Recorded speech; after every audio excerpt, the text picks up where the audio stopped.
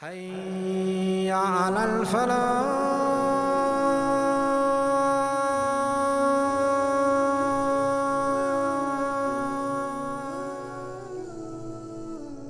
Morocco, located in an area called the Maghrib, a region in the western part of North Africa that borders the Mediterranean Sea.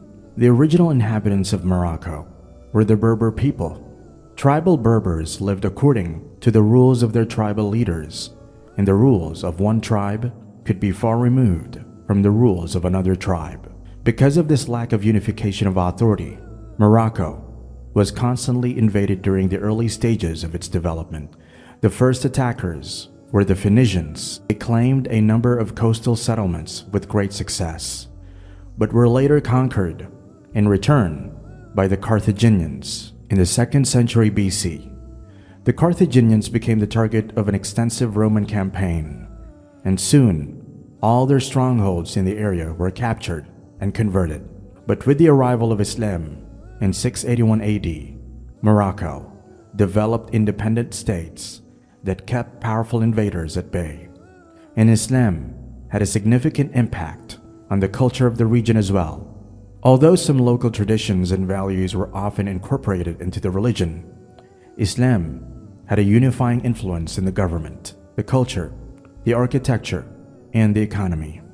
As a result, Islam is still the dominant religion in North Africa today.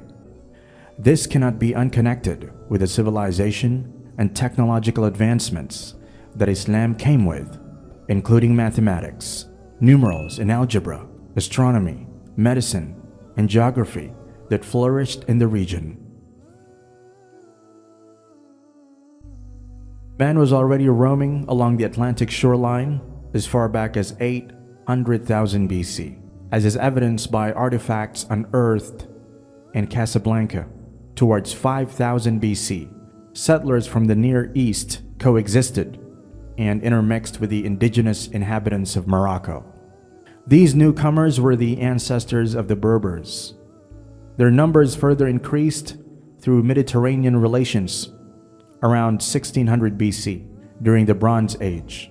Berber shepherds carved images on the rocks of the High Atlas. Daggers, spears, axes, and shields, items utilized by the Mauritanians in the two major activities of the epoch, hunting and fishing. Between 800 and 600 BC, Libyo-Berber script, invented by the Berbers, made its first appearance in the Atlas, and Phoenician letters are inscribed on pottery dating from 500 BC, found on the Isle of Azora. Christianity was introduced to the region in the 2nd century CE.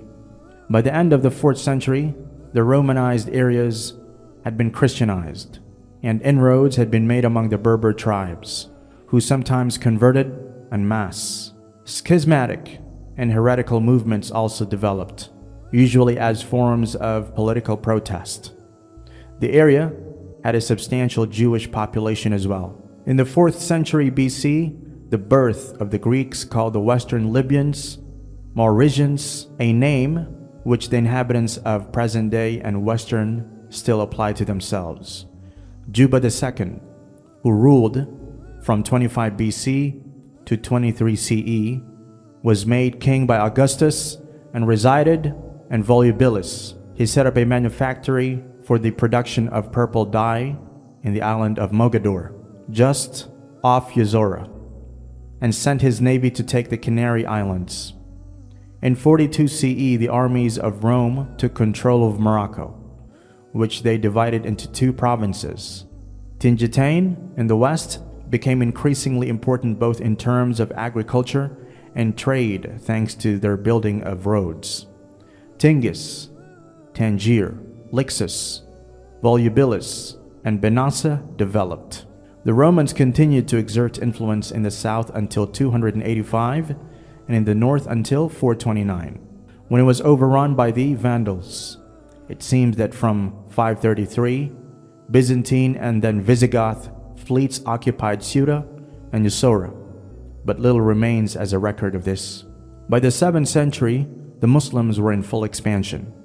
In 670, the first Arab invasions of the North African coastal plain took place under Uqba bin Nafi' radiallahu anh, a general serving under the Umayyads of Damascus.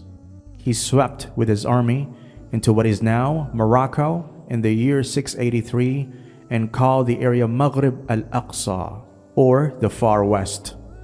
He ordered its construction. Mosques and homes were built. Islam was established there, and many people entered Islam. Edward Gibbon, referring to Uqba ibn Nafi' as Aqba, gives him the title Conqueror of Africa, beginning his story when he marched from Damascus at the head of 10,000 of the bravest Arabs, and the genuine force of the Muslims was enlarged and conversion of many thousand Berbers. He then marched into North Africa. Gibbon continues, "It would be difficult, nor is it necessary, to trace the accurate line of the progress of Aqba. On the North African coast, the well-known titles of Bugia and Tangier define the more certain limits of the Saracen victories." Gibbon then tells the story of Aqba's conquest of the Roman province of Mauritania Tingitana. The fearless Aqba plunged into the heart of the country, traversed the wilderness in which his successors erected the splendid capitals of Fez and Morocco, and at length penetrated to the verge of the Atlantic and the Great Desert. The career, though not the zeal, of Aqba was checked by the prospect of a boundless ocean. He spurred his horse into the waves and, raising his eyes to heaven, exclaimed, "Great God, if my course were not stopped by the sea, I would still go on to the unknown kingdoms of the West, preaching the unity of the holy name and putting to the sword the rebellious nations who worship another gods than Allah." Ultimately, efforts had always failed to unify the majority of Morocco. This changed, however, with the arrival of the Idrisids during the late 8th century AD. The unification of Morocco came at the hands of a man who was not even native to the region. Idris bin Abdullah, Idris I, hailed from Arabia and was a direct descendant of Prophet Muhammad.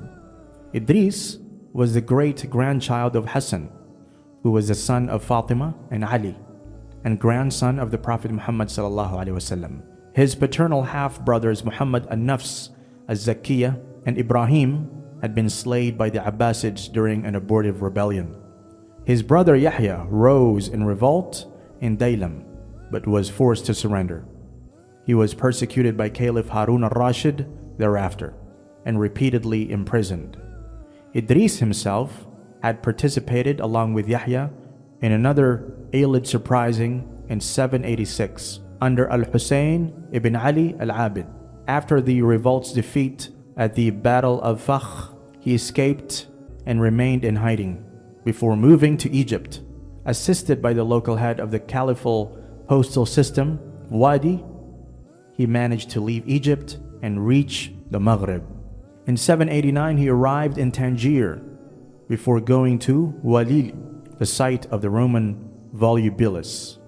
Due to his direct lineage to Muhammad, Idris quickly gained the support and assistance of various Amazigh groups. Allegiance from the Amazigh population led to the foundation of the Idrisid state in 788. This momentous event marked the first unification of the region, prompting historian Jamil Abu Nasr and others to hail Idris as the founder of Morocco. Idris I's reign was short-lived, however, as he was poisoned by Abbasids 3 years later. Nevertheless, before his death, Idris had begun the construction of a new city, Fez, in 789. This would become the capital of his dynasty and a lasting Moroccan city that would go on to serve as the kingdom's capital over different periods throughout the next millennium. Shortly after the death of Idris I, his wife Kenza gave birth to their son, Idris II. The young child was raised by those loyal to his father and later assumed the throne at only 10 years old in 802.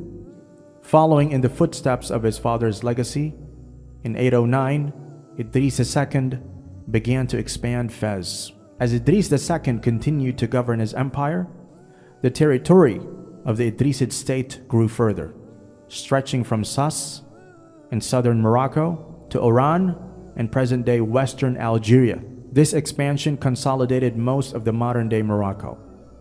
Although Idris II passed away in 828, the descendants of his siblings ruled over several sections of the empire for the next 160 years. This system of governance, however, would ultimately be the downfall of the dynasty, as the lack of central leadership encouraged the invasion of foreign powers. Morocco reached its height under a series of Berber origin dynasties that replaced the Arab Idrisids. In the 8th century, under the first Almoravids, then the Almohads, the Moors of Morocco ruled most of northwestern Africa, as well as large sections of Islamic Iberia, called Al-Andalus or Andalusia. Cordoba became the capital and was made into the most opulent city in Europe. The Almoravids, a Berber dynasty originating from the Western Sahara, their name in Arabic, Al-Murabitun, means warrior priests. Their Sultan, Yusuf ibn Tashfin, had the future capital of the kingdom, Marrakesh, built around the year 1070.